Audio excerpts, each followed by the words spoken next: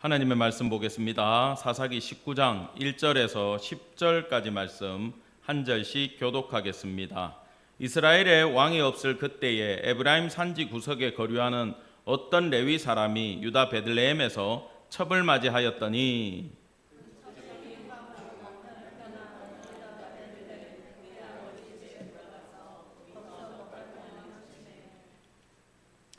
그의 남편이 그 여자에게 다정하게 말하고 그를 데려오고자 하여 하인 한 사람과 나귀 2마리를 데리고 그에게로 가매 여자가 그를 인도하여 아버지의 집에 들어가니 그 여자의 아버지가 그를 보고 기뻐하니라.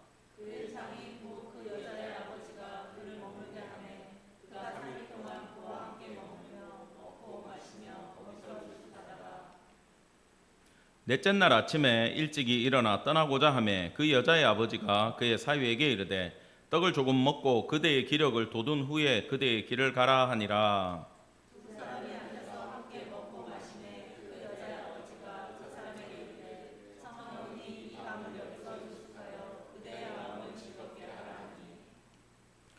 그 사람이 일어나서 가고자 하되 그의 장인의 간청으로 거기서 다시 유숙하더니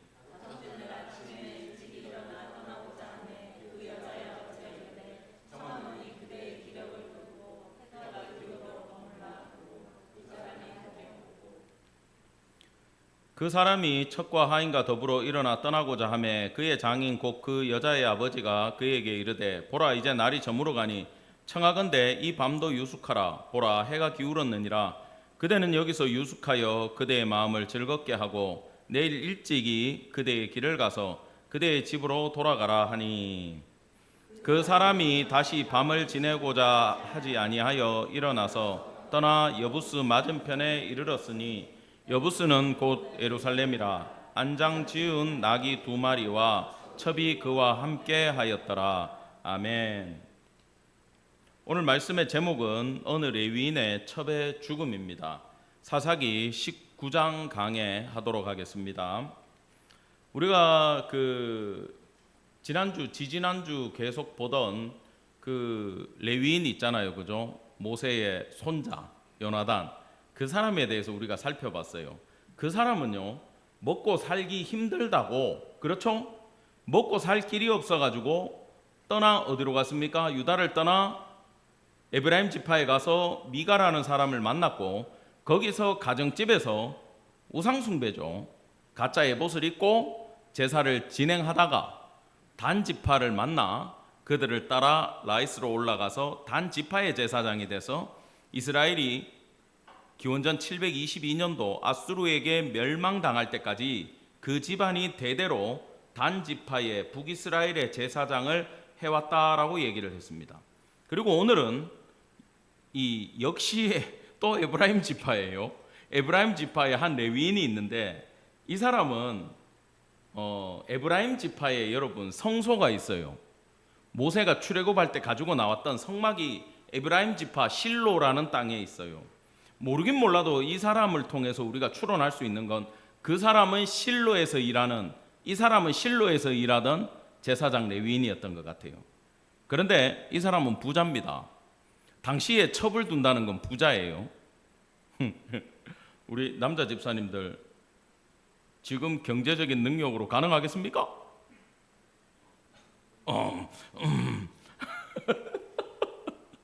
돈만 있어봐 그랬죠. 돈 많은 첩을 만나면 된다. 예, 오늘 집에 못 들어가실 것 같습니다. 예, 교회에서 쉬고 가세요. 이 사람은 부자였어요. 부자. 그러다 보니까 첩을 둘 수 있을 정도로 경제적 여유가 있고 하인도 많았고 와이프 데리러 간다고 아까 나귀도 또 준비해 갖고 가잖아요. 자가용 한 대 더 끌고 간 거예요. 멋지게 데리고 오고 싶었던 거예요. 여러분 근데 이 사람도 여전히 타락했죠, 그죠? 우리가 오늘 본문을 읽은 것까지만 봐도 이 사람도 타락을 했어요. 그러면은 지난주까지 봤던 그 레위인은 먹고 살 길이 없을 정도로 가난해서 가다 보니까 타락했어요, 그죠? 오늘 이 사람은 부유해서 여유가 넘쳐서 타락한 케이스입니다. 그러면 가난한 사람의 타락은 타락이 아니고 부자의 타락만 타락인가요? 아니죠. 둘 다 하나님의 말씀을 떠나서 살아버리면 가난하든 부자든 간에 하나님 앞에서 타락한 존재들이었다라는 것을 먼저 기억하고 가시길 바랍니다. 그리고 계속해서 이 사사기 후반부에 나오는 이야기에 강조되는 게 그때 이스라엘에 왕이 없었고 사람들이 각기 자기 소견에 옳은 대로 행했다라는 말이 계속 반복되고 있어요. 오늘 본문도 그렇게 시작합니다. 1절입니다. 이스라엘에 왕이 없을 그때에 에브라임 산지 구석에 거류하는 어떤 레위 사람이 유다 베들레헴에서 첩을 맞이하였더니, 이 사건도 역시 사사기 앞부분에 있었던 사건이에요. 뒤에 있는 사건이 아닙니다. 그러면 사사기의 전반적인 영적인 흐름이 어땠다? 이랬다라는 거예요. 부자도 타락했고 가난한 레위인도 타락했다 그러면 이건 뭘 말하는 겁니까? 전부 다 타락했다라는 거예요. 그죠? 그리고 레위인의 타락은요, 종교적 지표는 당시의 윤리적 지표하고 동일합니다. 그러면 레위인이 타락했다 그러면 이스라엘 전체가 타락했다고 보는 게 정확한 관점입니다. 가난하든 부자든 레위인까지도 타락한 시대였다. 그것을 한마디로 이스라엘의 왕 하나님이 안 계셨다, 하나님의 법이 사라진 시대다라는 거예요.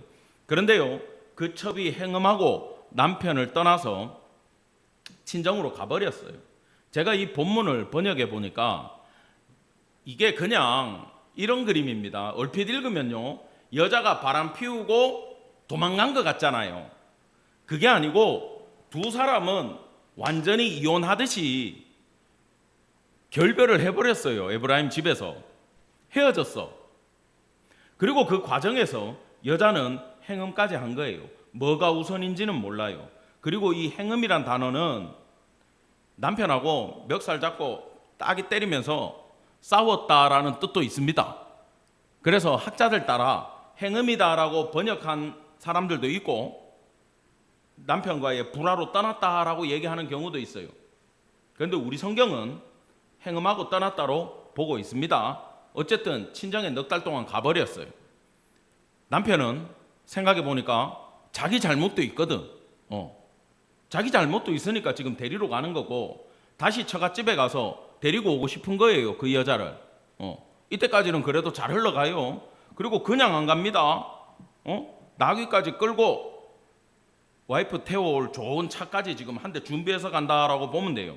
근데 장인어른이 기뻐 맞이하고 있어요. 그리고 거기서 4절 끝에 보면 먹고 마시고 유숙하고 있어요. 여러분, 이게 무슨 그림인지 우리가 잘 살펴봐야 돼요. 먼저 이 사람은요, 이름이 나옵니까 안 나옵니까? 이름이 안 나와요. 여러분, 성경에서 이름은 따라합시다. 전인격. 하나님이 야곱의 이름을 몰라가지고 네 이름이 무엇이냐 이렇게 묻지 않아요.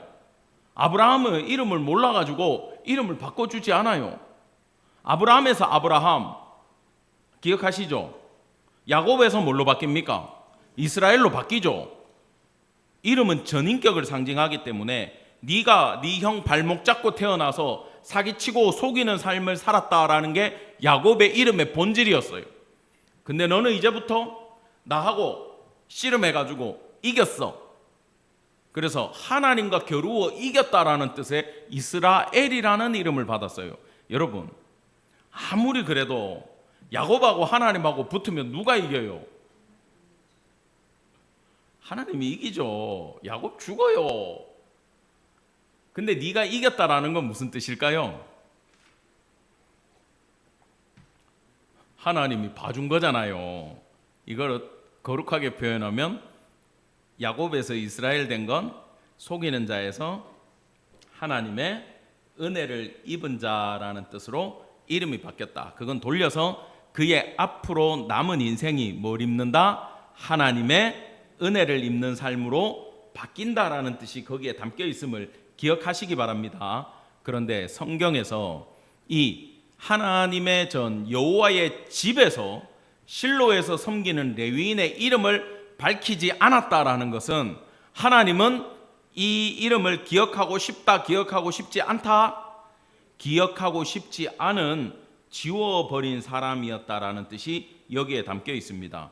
성도 여러분, 하나님은요, 여러분의 이름을 불러주시는 분임을 기억하기 바랍니다. 기도할 때 이름을 꼭 들어보시기 바랍니다. 하나님, 만약에 하나님이 그러시진 않겠지만 야, 너 똑바로 안 해? 이러면 하나님한테 기도할 때 그러세요. 하나님, 제 이름을 불러주시고 이름을 바꿔주십시오. 여러분 이렇게 기도하기 바랍니다. 그러면 하나님이 여러분의 삶을 변화시키시고 내가 너를 지명하여 불렀나니 너는 내 것이라고 이사야 선지자를 통해 이스라엘의 말씀을 주셨듯이 여러분의 삶 가운데 여러분의 이름이 불린다면 여러분은 하나님의 것임을 기억하기를 간절히 축원합니다. 예, 이런 은혜 받기를 원합니다. 자, 이 이름도 안 나오는 이 사람은요, 하나님의 법이 일부 일처제임에도 불구하고 지금 일부 다처제를 수용했다는 거잖아요. 이건 당시의 문화고 부자들의 행태였어요. 그러면 나는 경제적 여유가 되니까 저 세상 사람들 본을 보고 이 정도 해도 된다라고 생각을 했다라는 겁니다. 그리고요, 더 심각한 건 둘이 뭐 싸웠던 간에 이혼을 했던 간에 행음하고 떠났잖아요, 어차피. 그죠? 그러면 다시 만났으면 3일 동안 잔치하는 건 이해가 돼요. 이스라엘은요, 무조건 3일 잔치는 해줘야 돼요. 결혼식을 한다. 아무리 가난해도 3일 잔치는 해야 되고, 사람이 죽었다. 그러면 적어도 피리 부는 사람, 곡하는 사람 2명 불러가지고 3명이서 곡을 해줘야 된다 그랬잖아. 이 사람들의 문화거든요. 그런데 4개월간 행음하고 떠나가지고 만났는데 서로 기뻐하고 즐거워하고 먹고 마시고 잠이나 쳐자지. 여보, 그래도 당신 너무했어. 아, 여보 미안해. 이제 안 그럴게. 하나님 앞에 우리가 죄를 지었네. 우리가 회개하고 다시 화목하게 살자. 이런 이야기를 장인도 잔소리를 안 하고 사위도 안 하고 딸도 안 하고 있어요. 여러분, 이 본문의 특징이 이겁니다. 따라합시다. 회개하지 않는 시대. 예, 이건 동일하게 죄에 대해서 감각이 없는 시대를 살아갔다라는 뜻이 이 본문은 은연중에 우리에게 주고 있어요. 여러분, 여기에서 계속해서 나오는 이야기가 먹고 마시며 유숙하다가, 이걸 원문에 보면 와우라는 글자를 통해 가지고 계속 접속사로 붙여놨습니다. 연결돼서 쉴 틈 없이 넘어가는 거예요. 만났어. 뭐해요? 먹고, 밥 먹고, 또 뭐해요? 술 마시고, 술 취하니까 자고, 그 다음날 일어나서 또 뭐? 먹고, 마시고, 자고를 반복했다. 여러분, 이건 이 사람들은 죄책감 없이 그만큼 즐기면서 기쁨으로 사흘 동안 잔치를 했음을 뜻합니다. 회개는 없어요. 그런데 넷째 날 이제 이 사위가 이제 떠나려고 합니다. 이 사위는 왜 떠나야 될까요? 목회자예요. 처갓집에 갔어요. 우리로 말하면 주일, 이 사람들은 안식일이 다가오잖아. 그죠? 금요일 저녁부터 시작돼요. 그러면 금요일 전에는 가 있어야 되죠. 그죠? 그러면 제 성격에는 수요일 날 가야 돼요. 그게 정상이에요. 수요일 날 설교 있으면 언제 가야 돼요? 화요일 날 가야 돼요? 월요일 날은 가야 돼요. 이해가 됩니까? 근데 지금 안식일이 다가오고 있는데 넷째 날 아침에 일어나서 정상적으로 이건 떠나는 게 맞아.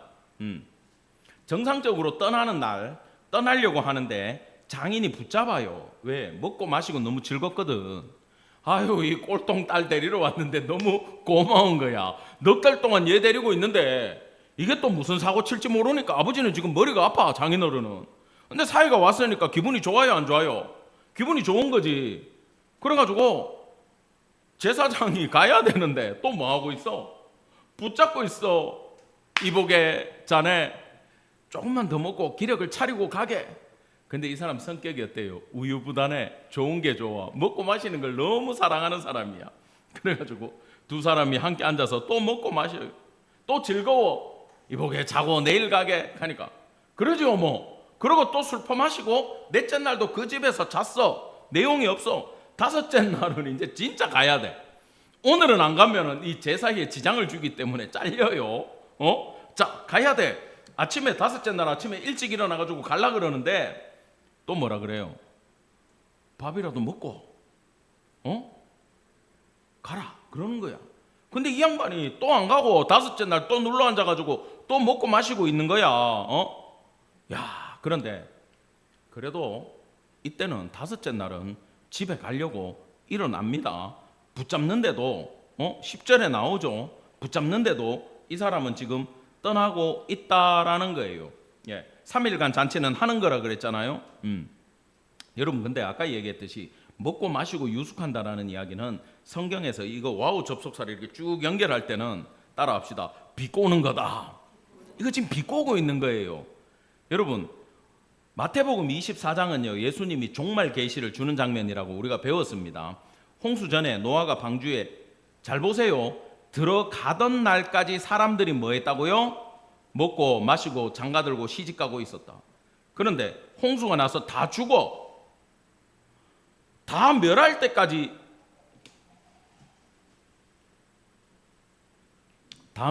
뭐 했다고요?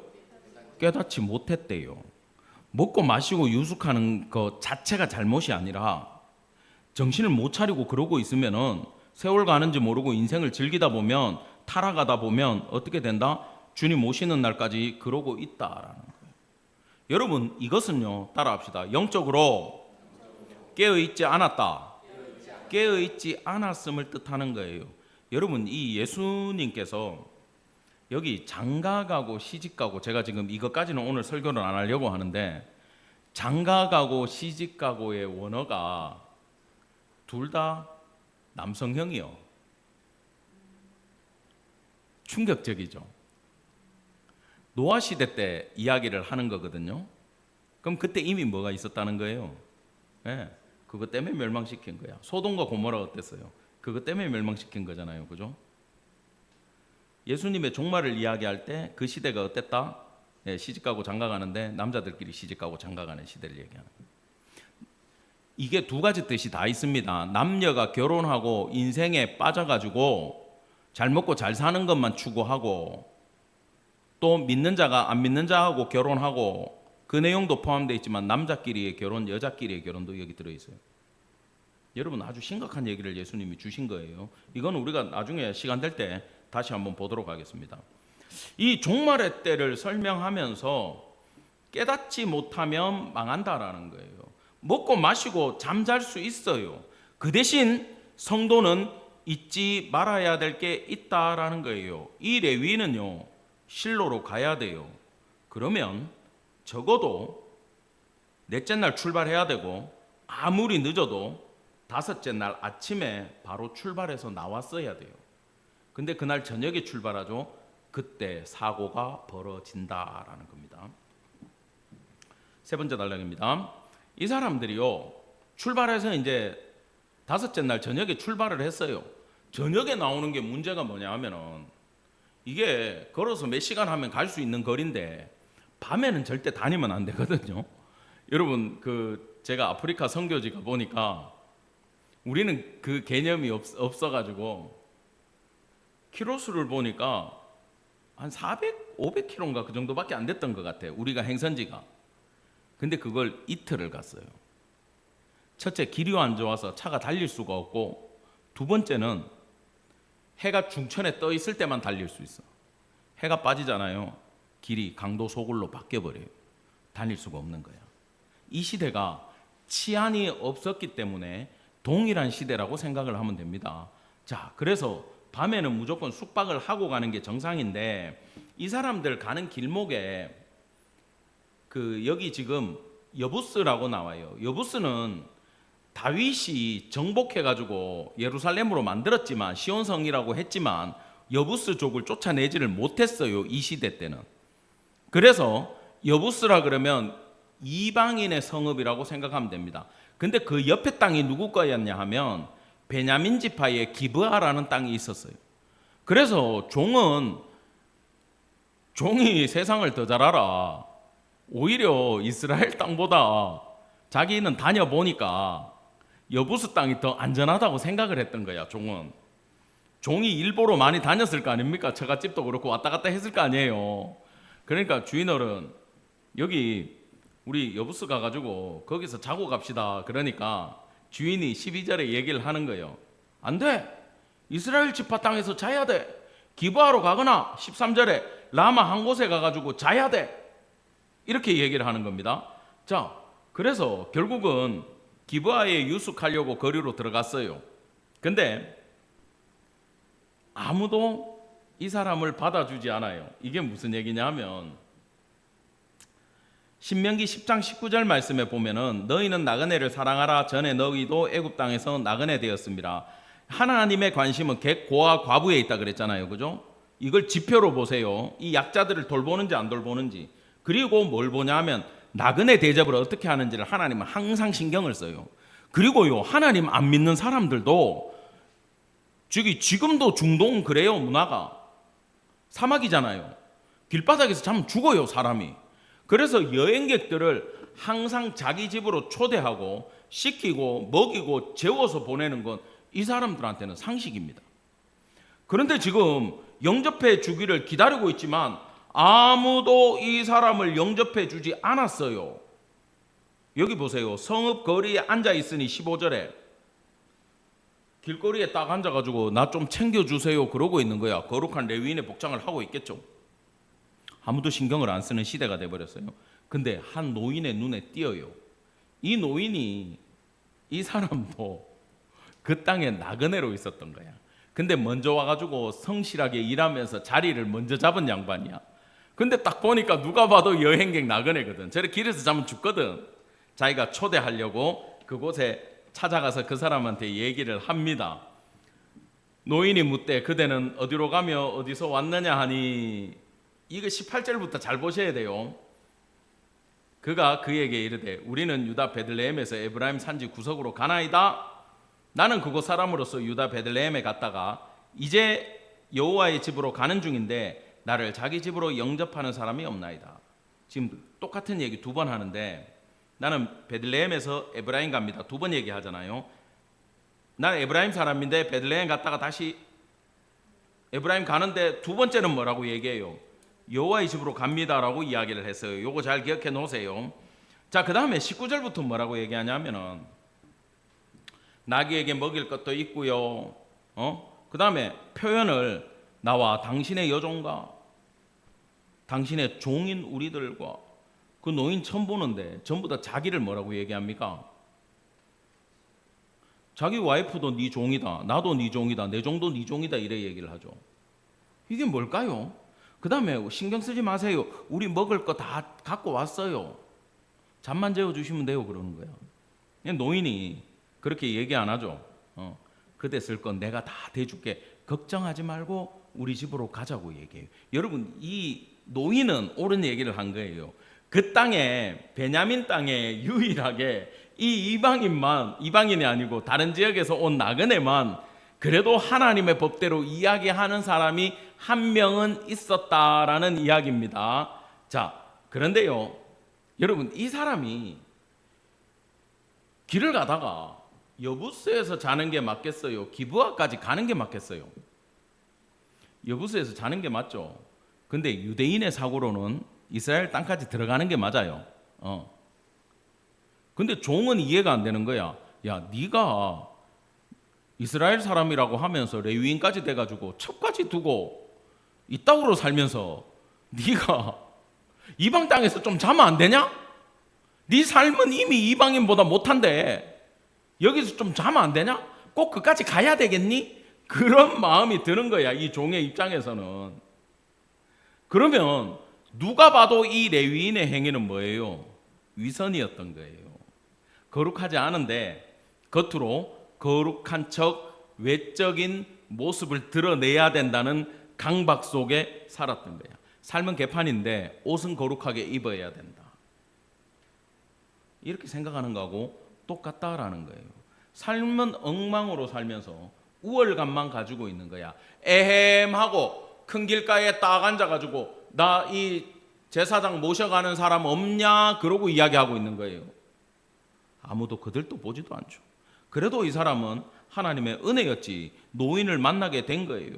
그리고 노인한테 이야기할 때 아까 유다에서 에브라임 간다. 유다에서 여호와의 집으로 간다. 두 번째는 강조거든요.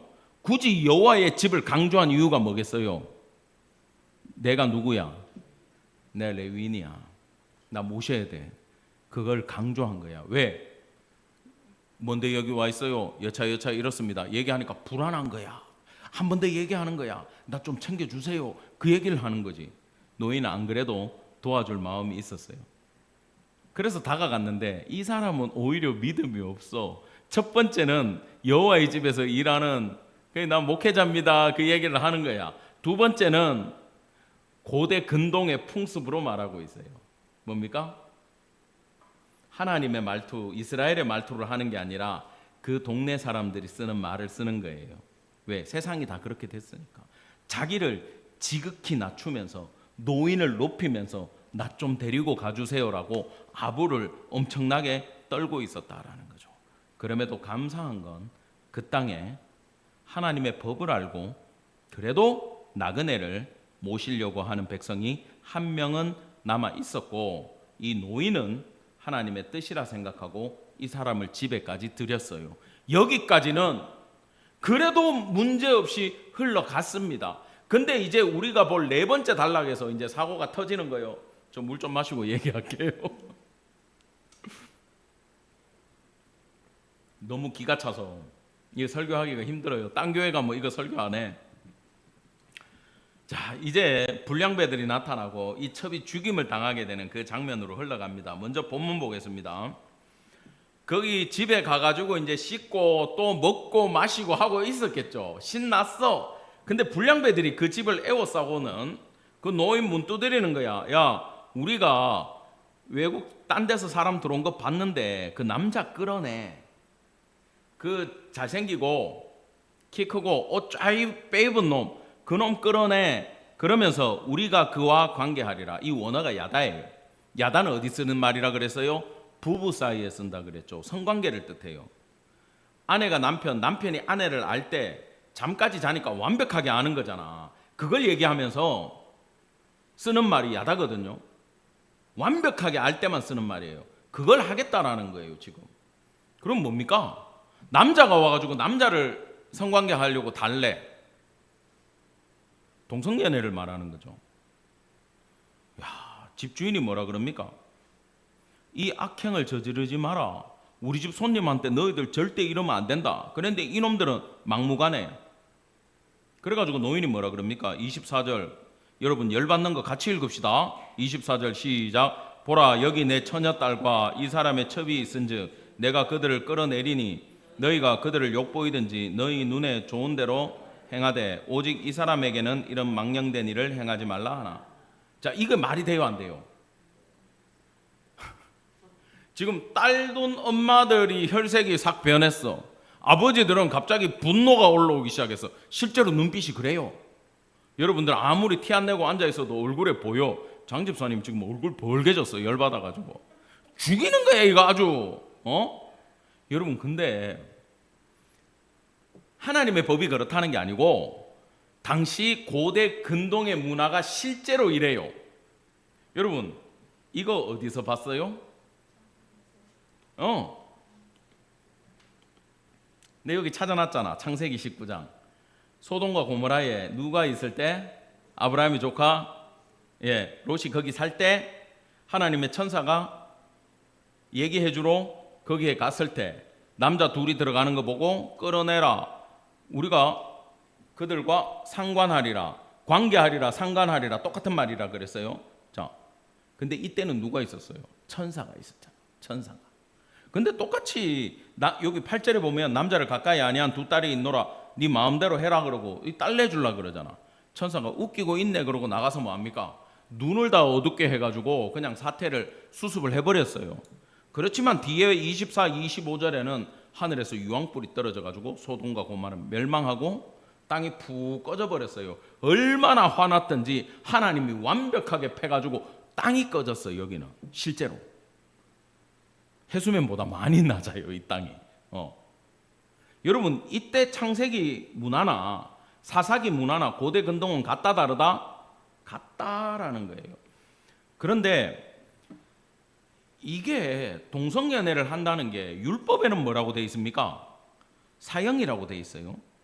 18장 레위기 18장 22절에는 절대 이따구 짓 하지 말라고 되어 있고 20장 13절에는 이따구 짓을 하면 죽여라 이렇게 되어 있어요. 사형에 해당되는 죄야. 그러면 가나안 사람들 이방인들은 그렇게 산다 쳐도 이스라엘은 뭐예요? 동성연애하면 사형이라 해야 되는 거예요. 근데 여부스보다 더 타락해가지고 기브아 베냐민 지파 땅에서 이런 동성연애가 공공연하게 일어났다. 소돔과 고모라 하나님이 멸망시킨 그 땅과 똑같은 모습으로 타락을 해버렸다라는 겁니다. 이게 여러분 심각한 얘기예요. 응?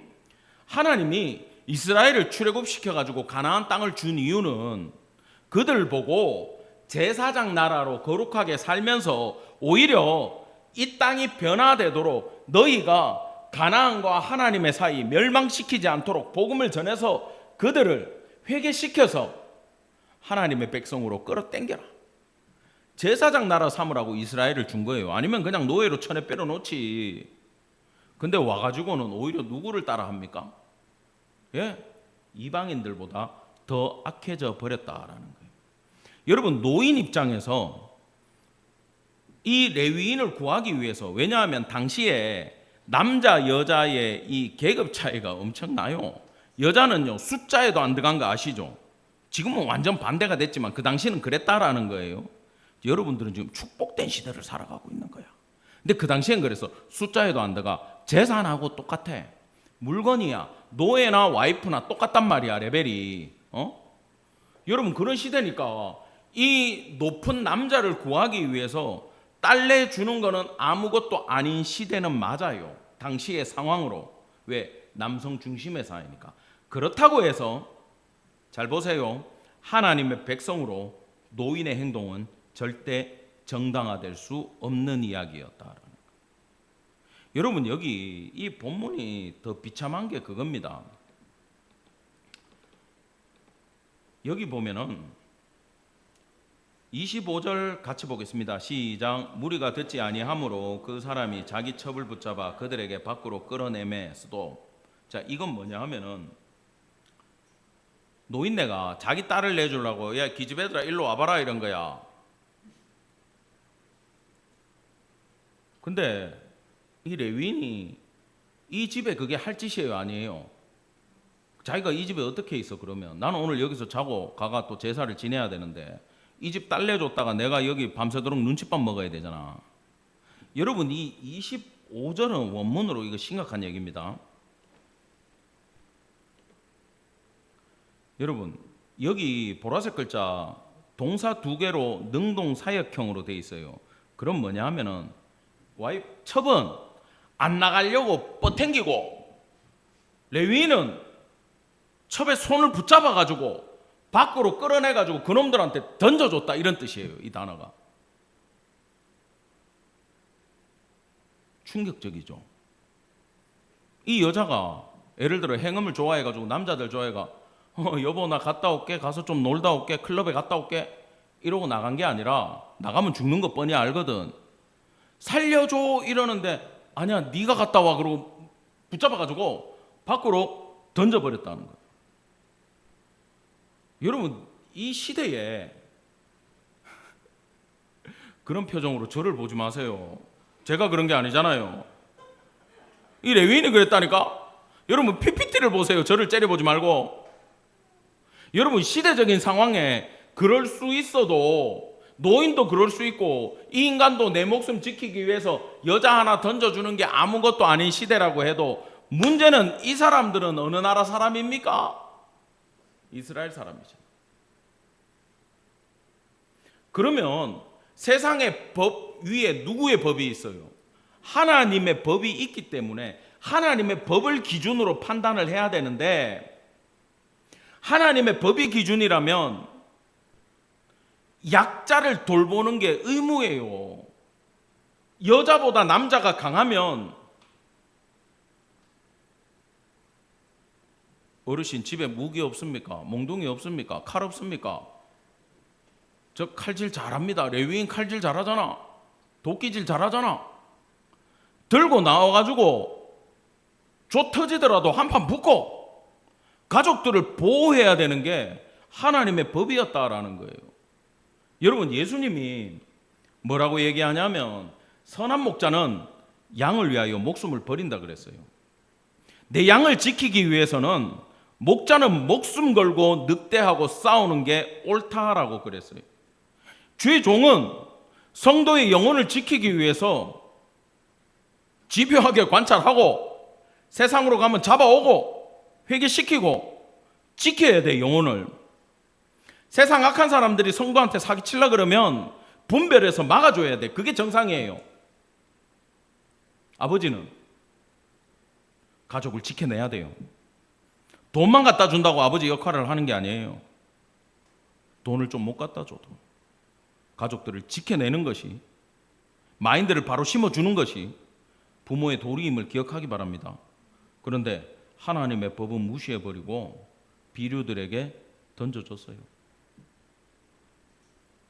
이 깡패들은요, 레위인의 첩을 데려다가 얼마나 윤관을 하고, 이건요 몸만 강간을 했다라는 뜻이 아닙니다.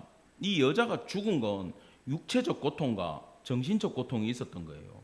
인간으로서 상상할 수 없는 일을 당한 거야. 기력이 빠져서 죽은 게 아니고 쇼크사가 이 안에 있는 거예요, 이 여자한테는. 여러분, 이렇게 되도록 내버려 놓고 새벽에 이 레위인은요, 제가 시간 관계상 본문은 여러분이 집에 가서 열받으니까 집에서 읽으세요. 이 여자가요, 이 본문이 이래요. 여자가 봉변을 당하고 새벽에 집 앞에까지 기어와요. 그래도 내 남편 그 집에 있다고, 거기 들어가야 된다고 기어와가지고 문 앞에 쓰러져가지고 거기서 힘이 빠져서 죽어요. 여러분, 이때 이 본문이 주는 내적 의미가 뭐냐 하면은, 첩을 밖에 던져놓고 이것들은 술 마시다가 잤어. 거기서 야, 우리는 아무 문제 없다, 자자 그러고 실컷 자고 아침에 일어나가지고 걱정이 됐으면 잠이 안 와야 되잖아. 실컷 쳐자고 뭐 했냐 하면은 이제 출발하려고 나오다가 여자를 본 거예요. 남편이 일어나는 것과 이 여자가 문 앞에 온 게 원문에 보면 동일 시제야. 깼을 때 도착한 거야. 그러면 나가가 데리고 왔으면 살릴 수도 있었어. 관심이 없어. 그래놓고 한다는 소리가요, 아무 관심 없이 있다가 집에 가자, 해 떴다 집에 가자 그래, 그 여자한테. 아무리 그래도 이거 잠깐은 보고 가야 되겠다. 나도 열받는데 저도 열받지만 잠깐만 보고 가겠습니다. 26절에 문 앞에 엎드려져 밝게까지 거기 엎드려져 있더라. 일찍 와가지고 지금 자빠져 있는 거예요. 여자는 아침에 일찍 일어나가지고 엎드려져 있는 거 보고 뭐라 그럽니까 이제? 떠나가자. 대답을 안 해. 이미 죽었어. 야, 우리 한번 입장 바꿔놓고, 어제 우리 보미가 저녁에 낮에 친구 만나러 갔다가 저녁에 9시 됐는데 안 들어오는 거야. 전화를 했는데 전화가 안 돼. 좀 이따 전화가 됐어. 엄마, 배터리가 떨어졌어 그러는 거야. 얼마나 안심이 되든지. 근처 수유역까지 왔다 그러는데 내가 바로 입에서 툭 튀어나온 얘기가, 데리러 갈까? 걱정돼가지고 나오더라고, 그 얘기가. 근데 우리 씩씩한 딸은 버스 타고 가는 게 더 빠를 것 같아요. 여러분, 애가 나가도 걱정돼요, 안 돼요? 되죠. 우리 이 근처에, 교회 근처에 사는 집사님들은 가끔 저녁에 뭐 하는지 내가 이렇게 아는데, 와이프가 집 밖에 나가니까 남편이 걱정이 돼요, 안 돼요? 되니까 와이프가 지금 누구 만나러 갔는지 어디 있는지 물어보니까 다 알고 있더라고. 알고 있는 게 정상이지. 여러분, 나갔는데 걱정 안 돼요? 집사님 걱정 안 돼요? 되죠? 이렇게 또 설교를 안 도와주시는데 믿으니까 걱정 안 하는 얼굴들이야 전부 다. 여러분, 이제 이 수준이 이제 어느 정도 올라섰습니다. 지금 이 레위인은요, 그 깡패들이 왔는데 거기 던져줬으면 걱정하는 게 정상이지. 아무리 사랑 안 하고 자기의 재산으로라고 생각을 하더라도 자기 재산이면 챙겨야 될 거 아니야. 근데 관심이 거기 없어요. 어디 있어요? 잘 들으셔야 돼요. 내가 오늘 밤에 푹 자고 아침에 가서 오늘 열받을까 봐 얘기를 못 하겠는데 제사 때 실수 안 하고 잘하는 게 이 사람한테 더 중요했어. 지가 푹 자는 게 이 첩의 생명보다 더 소중했다라는 얘기. 심각한 얘기입니다.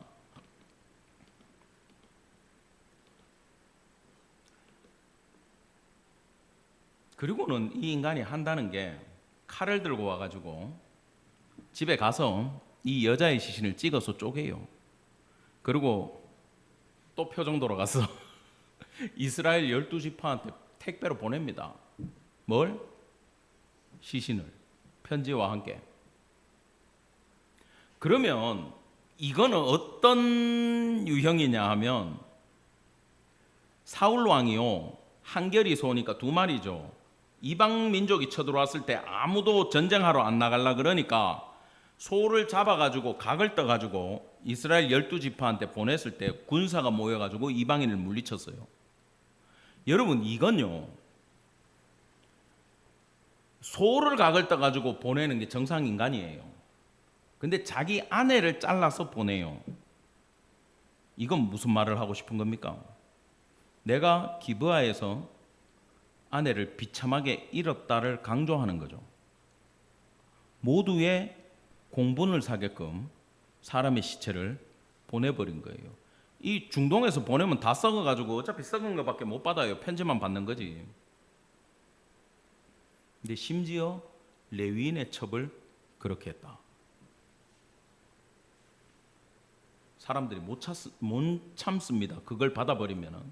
이 레위인은 지금 그걸 이용하고 있다라는 거예요. 여러분, 결론이에요.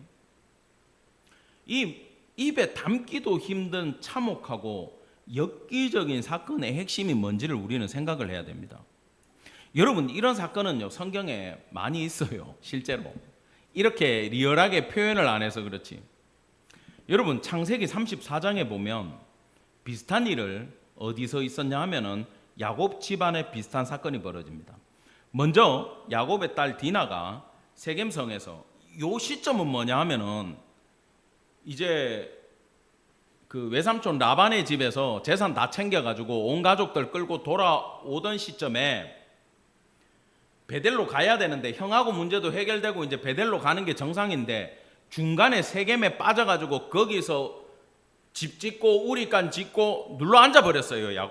야곱이 하나님 앞에 잘못한 거죠. 근데 왜냐하면 베델보다 세겜이 살기 훨씬 좋거든. 계산이 돌아가니까 거기 멈춘 거야. 근데 대도시에 가다 보니까 애들이 믿음대로 안 살고 타락하기 시작하는 거예요. 그래서 화장 예쁘게 하고 옷 예쁘게 야하게 입고 밤에 놀러 나간 거야. 이 딸내미가 맨날 시골만 살다가 도시 번쩍번쩍 하는 거 보니까 이제 눈이 확 뒤집어져 갖고 시내 나간 거야. 그러다가 그것도 그 동네 재벌집 막내 아들을 만난 거야. 쉽게 말하면 부잣집 아들을 만난 거야. 세겜에 대빵에 아들을 만난 거야. 근데 이 남자애가 여자한테 뿅 갔어. 근데 당시 문화는 뭐예요? 원나잇 문화니까 일단 얘부터 꼬셔가지고 끌어들여가지고 잠자리를 가져버렸네. 근데 자고 나니까 더 사랑하게 된 거야. 야, 아버지한테 간 거야. 아버지, 나 걔랑 결혼해야 될 것 같아. 나 걔 아니면 안 돼. 나 결혼하게 해주세요. 그러니까 아버지가 야곱을 만나러 왔어요. 아버지 만나러 와가지고 뭐 해줄까요? 다 해줄게요. 제발 그 딸내미만 우리 집에 주세요. 먼저 사고 난 거는 죄송합니다. 보상하겠습니다. 명예롭지 못해가지고 죄송합니다. 뭐라도 해드릴게요. 달라는 거 다 드릴게요. 우리 아들하고 결혼만 시켜주세요. 근데 이제 야곱의 아들들, 디나의 오빠들은 생각이 달랐어요. 걔들한테 가서 얘기합니다. 우리는 하나님 믿는 사람이고 니들은 세상 사람이고 원래 결혼 못해. 근데 결혼하려면 니들도 언약에 따라가지고 할례를 받아. 니들이 남자들이 할례를 다 받으면 우리가 결혼하고 여기서 니들 말대로 통혼하고, 그러니까 시집 장가가고 섞여서 살자. 오케이 한 거야. 그리고 가서 세겜 추장이 세겜에 가가지고 얘기를 해야 될 거 아니에요. 니들 남자들 다 할례라 하면 누가 좋아하겠어.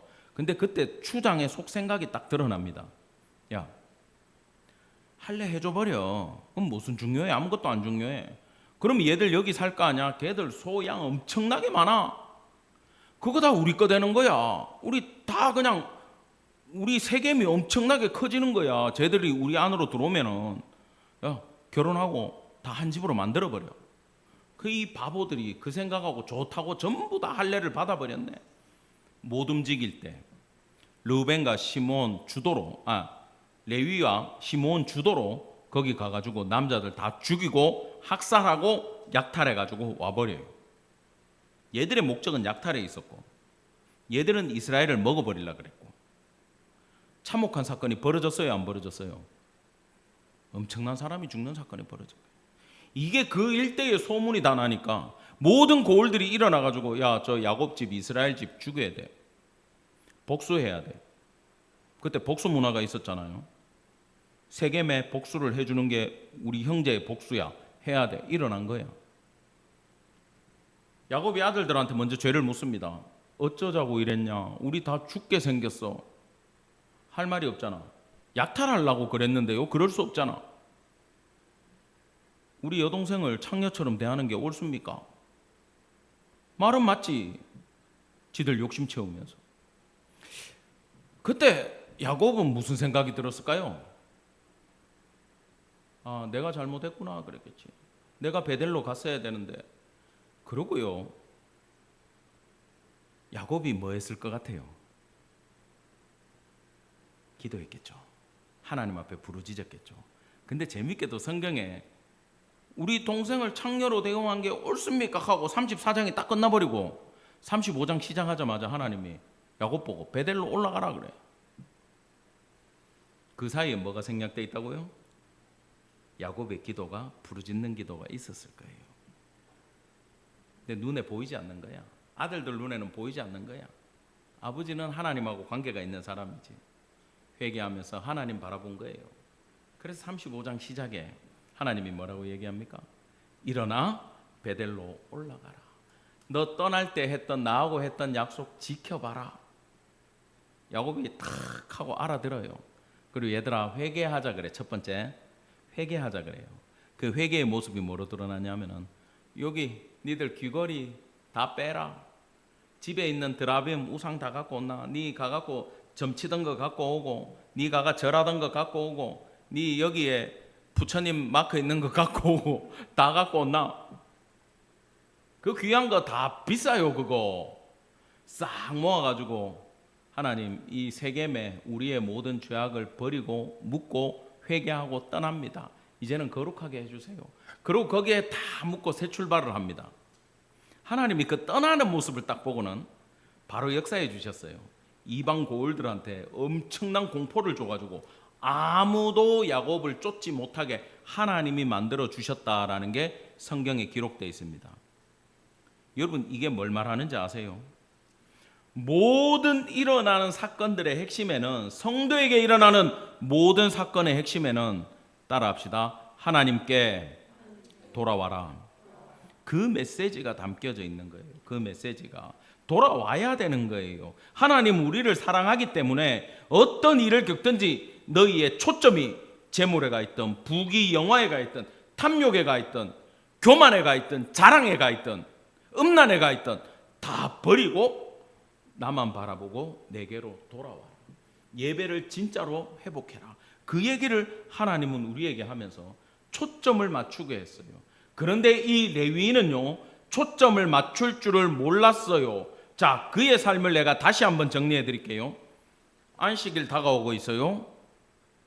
일찍 가서 제사 지내는 게 맞아요. 스톱하고 3일 지나고 가야 돼요. 근데 먹고 마시는데 집중하던 사람이에요. 여러분, 우리 얘기하고 있어요. 저놈만 나쁜 놈이 아니에요. 축첩을 하지만 즐기고 자랑하는 삶이에요. 첩을 돕다라는 건 나 이 정도 살아, 니들이 보고 알아야 돼를 나타내는 거예요.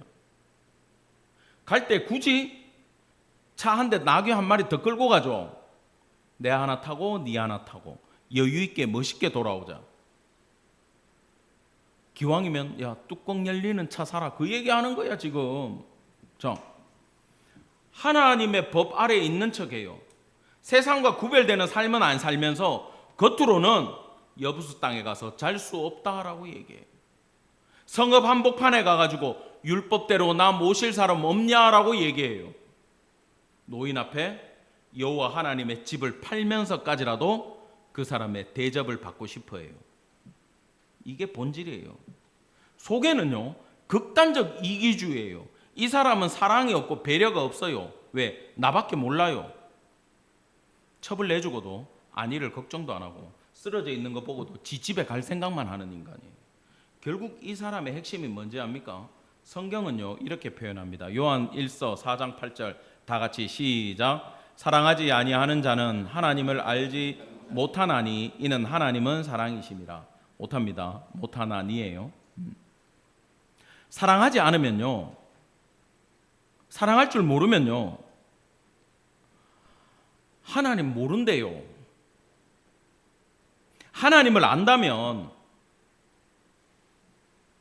하나님의 사랑을 경험했다면 삶에 뭐가 나와야 된다? 사랑이 나와야 된다. 그러면 이 레위인은 제사를 지내고 하나님의 일을 하면서도 하나님을 아는 사람입니까? 모르는 사람입니까? 모르는 사람이다라는 게 이 본문에서 증명해 주고 있는 이야기예요. 돌려서 하나님 팔아가지고 잘 먹고 잘 사는 이기적인 나쁜 놈일 뿐이라는 겁니다. 그리고요 아까 그 칼이라 그랬죠. 정관사 하가 붙어 있는 칼로 아내를 찍어서 쪼갰어요. 능수능란하게 분해를 했습니다. 여러분, 잔인해 생각하지 말고 평상시에 짐승을 잡아 희생 제사를 지내던 사람이잖아요. 소 잡아가지고 각 뜨고 고기 분해하고 껍데기 벗기고 고기 벗기고 기름 빼고 정강이 잘라내고 도사예요. 이 사람은 내장 불태우고. 자연스러워요. 하나님 앞에 희생 제사를 지내야 되는 그 칼을 가지고 하나님은 오히려 제사장이 제사의 자리에 섰을 때 짐승을 죽이는 이유가 네가 내 대신 죽는다, 미안하다 그러고 잡는 거잖아. 내 죄를 전가하고 잡는 거잖아요. 그러면 그 일을 할 때 레위인은 자기 죄를 돌아보고, 하나님 내가 어쩌다가 이런 신세가 됐습니까? 내가 어쩌다가 이런 존재가 됐습니까? 하나님 내 죄를 알려주시고 내가 회개하겠습니다. 나를 찔러 쪼갭니다. 그러고 희생제사를 드렸어야 되는데 가자마자 희생제사 하나님 앞에 회개의 제사를 올리는 게 아니라 복수하기 위해서 아내를 자르고 있었다. 여러분, 이 칼은요 죽은 첩한테 행할 게 아니라 누구한테 행해야 됩니까? 내 죄에 행해야 되는 거예요. 내 심령과 골수를 찔러 쪼갰어야 되는 거예요.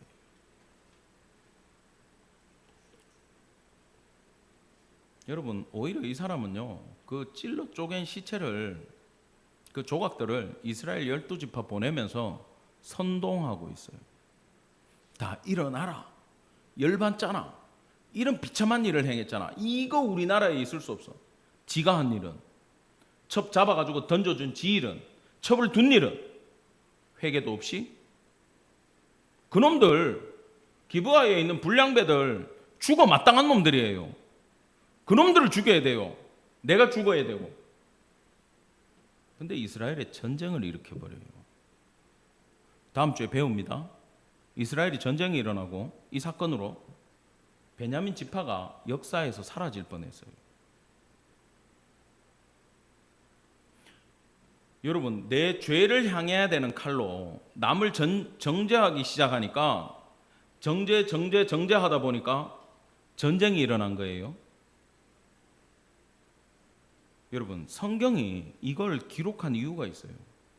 잘 보세요. 지난주에 미가의 집에 있던 그 레위인이 미가의 집에서 타락해 버리니까 이스라엘 한 지파가 구속사에서 지워졌다 그랬죠.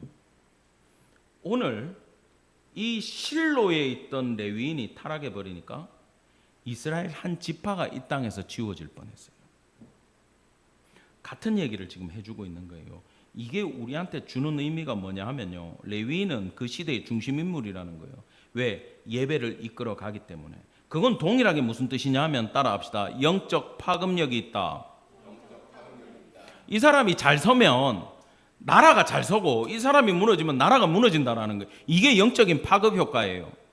여러분, 이 시대 목회자들이 똑같은 위치에 있어요. 힘들어요. 그것 때문에. 목회자가 범죄하고 무너지면요, 교회가 어떻게 돼요?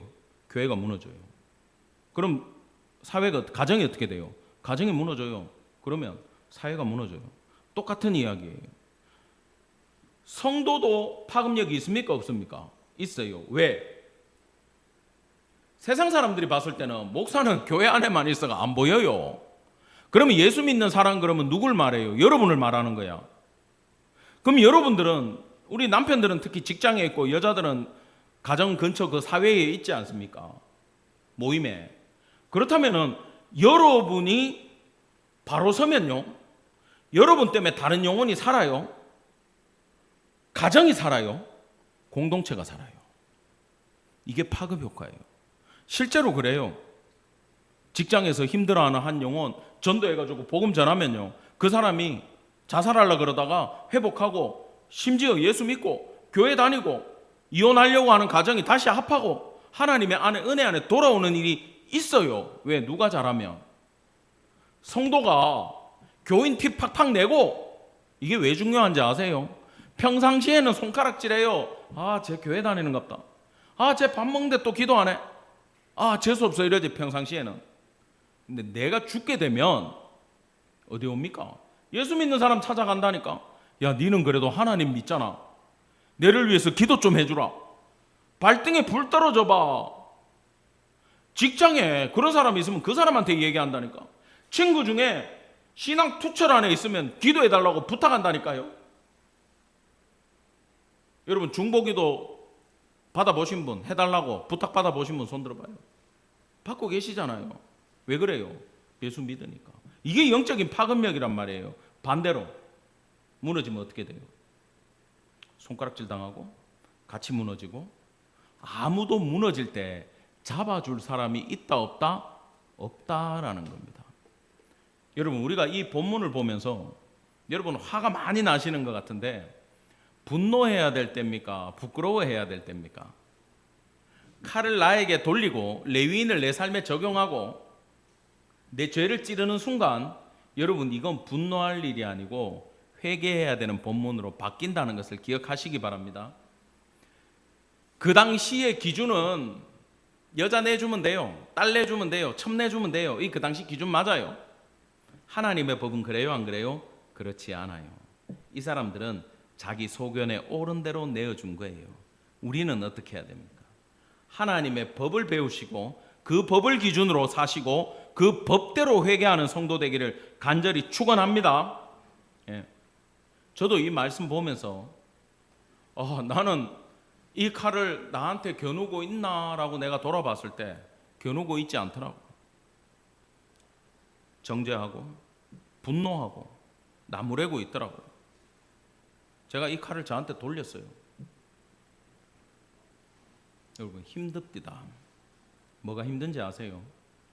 다시 주님 앞에 나가서, 왜? 내 위치가 있으니까. 내가 목사인데 하나님 말씀 아는데 그 아는 법을 기준으로 나를 회개시키려고 하니까 내가 힘들더라고요. 못하겠더라고요. 근데 내가 예수님의 보혈로 용기를 냈어요. 그 보혈이 내 죄를 덮을 것이고 그 보혈이 내 죄를 씻어줍니다. 그 말씀 믿고 다시 칼을 나한테 돌리고. 여러분, 그 일에 해보니까 용기가 필요합니다. 하나님 앞에 다시 나갈 용기가 필요하더라고요. 여러분, 제사용 칼, 나를 찌르는 용기 가지시고 주님 앞에 나와 눈물로 예배를 회복하는 야곱과 같은 성도 되기를 간절히 축원합니다. 아멘.